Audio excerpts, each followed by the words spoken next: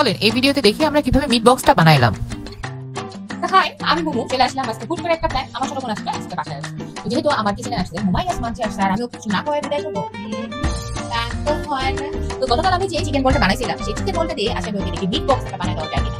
খুবই simple ingredients use করবো, আমি নিজেও জানি না আপাতত কি করবো। তো চলেন আজকে দেখি আমরা আজকে কি করবো। তো প্রথমে আমি মুরগির পিসগুলো সুন্দর করে ধুয়ে টুকরা টুকরা করে ছড়া নিয়েছি এবং হচ্ছে গিয়ে এর মধ্যে আদা রসুন পেস্ট, গোলমরিচের গুঁড়া, soya sauce, oyster sauce, fish sauce, লবণ, চিনি, গুঁড়া দুধ এবং অল্প একটু ভিনেগার দিয়ে এটাকে ভালো করে মাখায়া মেরিনেট করে রাখবো প্রায় আধা ঘন্টার জন্য।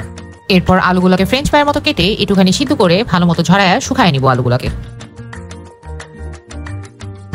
তো এখন আমি এই যে মুরগিগুলোকে মেরিনেট করে রাখছিলাম সেই মুরগিগুলোকে ভাজবো। যেহেতু আমার কাছে বাটার নাই তাই আমি তেলের সাথে অল্প একটু ঘি অ্যাড করে ভাজবো যাতে একটু বাটারি ফ্লেভারটা আসে। জাস্ট অল্প একটু ঘি অ্যাড করি, খুব বেশি অ্যাড করার দরকার নেই, একটু তেল দিয়ে দিই।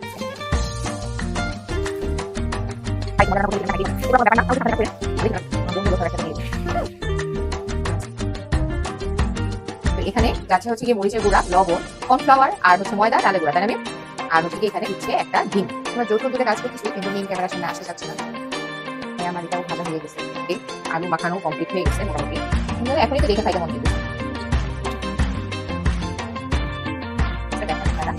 একদম পুরা লাল লাল হয়েছে।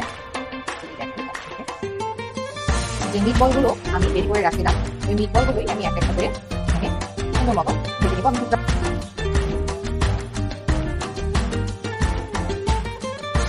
তাও হচ্ছে গিয়ে মোটামুটি ভাজা হয়ে গেছে, মোটামুটি এটা ভাজা হয়ে গেছে।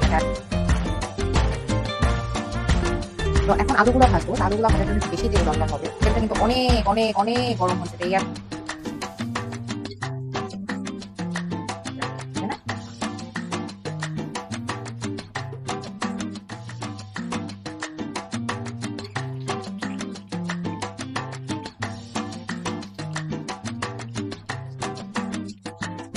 রসুন কুচি করে রাখছিলাম, ওটাকে একটু ব্রাউন ব্রাউন করে, ওটা কিন্তু আমার বন্ধই এই গরম তেলের উপরে রসুনগুলো ব্রাউন করে হালকা ভেজে এটা দিয়ে দিই।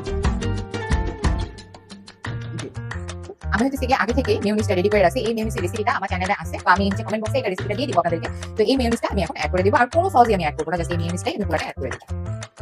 অনেকগুলো মেয়োনিজ অলরেডি এখানে লাগানো আছে, তো আমি একটা কেটে কেটে করে দেখি করা যায় কিনা। কয়েকটা আলু এটা দিয়ে দিই,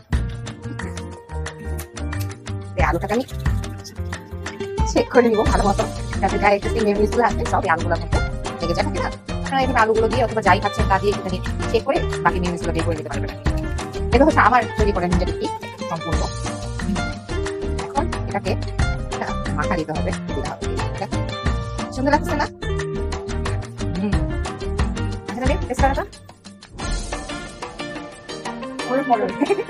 হ্যাঁ আরো টেস্ট করা একটু, তুমি করো টেস্ট করো কেমন হয়েছে। আমি টেস্ট করবো।